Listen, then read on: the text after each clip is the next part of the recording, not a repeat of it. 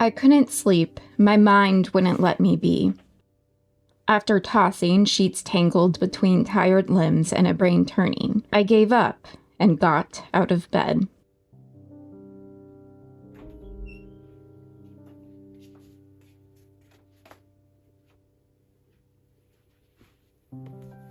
In the silent hours of early morning, before the sun peeked its head over the horizon, I decided to finally paint instead. I had thought about trying a simple subject for a while now, for practice. The light shines in the dark, casting shadows from a lonely pumpkin I bought at a local market. I'll let you in on a secret, a myth told you throughout your life. Did you know? Practice never really makes perfect. So try and be patient, listen close, and I'll tell you the truth of painting.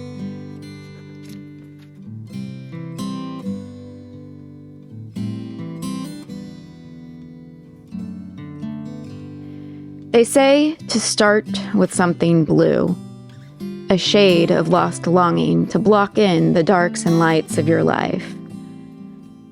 There are times, those stretches of pauses, when a sadness engulfs me and the darks lie with their truths.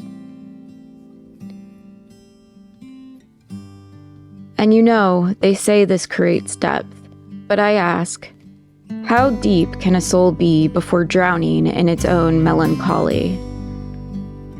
Be patient, they tell us. Let each layer be, resting soundly. Then glaze over the ghouls of these mistake-ridden souls in your past lives. Did you learn something this time?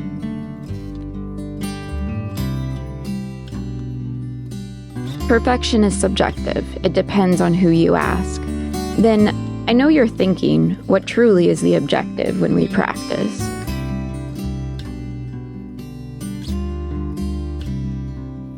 Derived from the Latin perficere, meaning to end or to bring about, previously originating from the Greek concept of teleos, which is complete.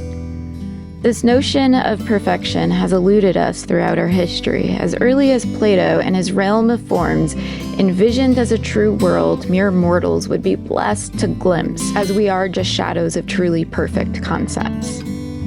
Or Aristotle's full potential of all things, and these three conditions for perfection to be met. 1. Completeness, that which contains all prerequisite parts. 2. Best, that which is so good nothing of its kind is better. And 3. Fulfillment, that which has attained its purpose. In the East developed a thought of true enlightenment. Beyond ego and senses, the spirit masters itself. And so, when was it that this notion of completeness became without flaw, without error, rather than potential attained?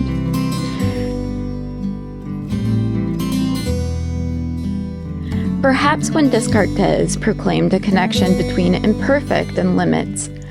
Thus, to be perfect became to be flawless and excellent, contrasted with our tendency to be limited. To what end, then, do we practice in an endless attempt to overcome our misconstrued limits?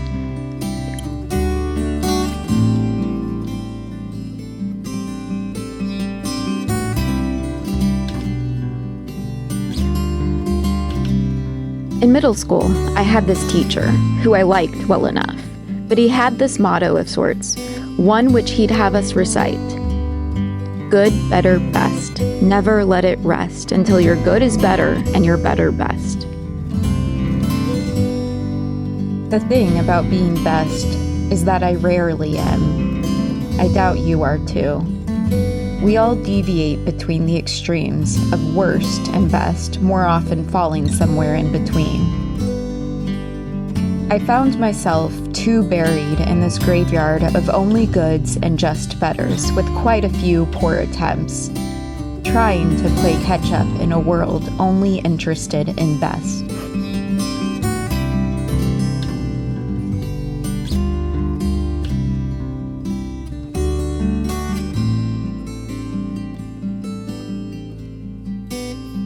But see, this philosophy of what it means to be real, Plato's realm of eternal forms envisioned as the true essence of things, or the Neoplatonic notion that the more perfection or completion something has, the more real it is. This type of thinking is void of action, and thus time. Plato's forms exist in an unchanging world, a frozen reality of the final existence. To me, what seems more real is this. You, me, here, in the middle of being, thinking, living, laughing, loving, sometimes fighting, more often than not crying, even dying,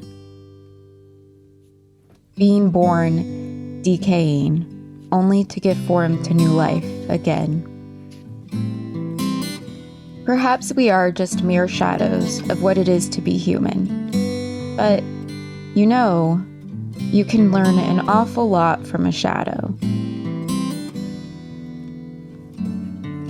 And you might wake up before the sun, after a fitful slumber in the stillness of early morning, and you might decide to start a painting in the dark. You might have an idea, and yes, it's beautiful, it seems grand, when this idea is still just an idea, unbroken from the chains keeping it separate from taking shape in reality. But then, you start painting. You lay down soft pigment, perhaps in blue, forming it into just an image of the idea in your head. The thing about starting with something blue is that the cold feeling of a dark morning brings out a brightness in the soft tinged glow of the sun rising. Slowly, surely, this idea comes to life right in front of your eyes, as you glisten paper with contrasting light hues, letting prior layers dry in between so that these ghosts of past strokes show through in our painting.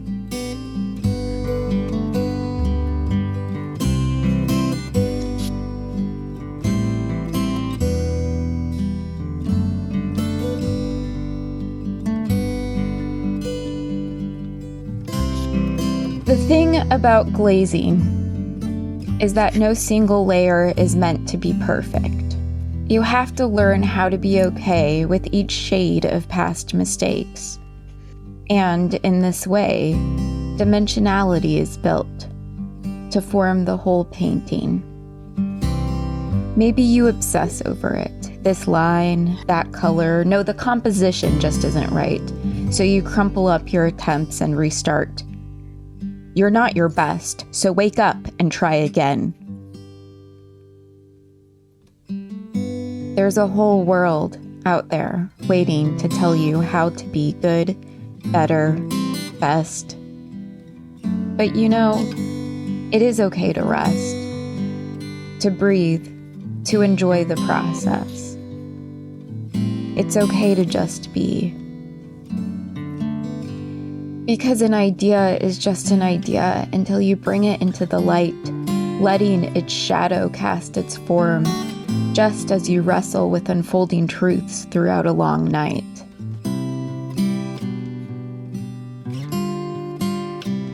The truth is that yes, perhaps everything starts perfect, until we untether it from a reality that doesn't really exist, and we mold it, mess it up, make it real. The truth is that the closer you are to a painting, the more you see how imperfect it is. But the art of painting is not to replicate. Rather, it is to approximate, to create an illusion and let our minds fill in the rest. Hell, maybe everything really is just practice.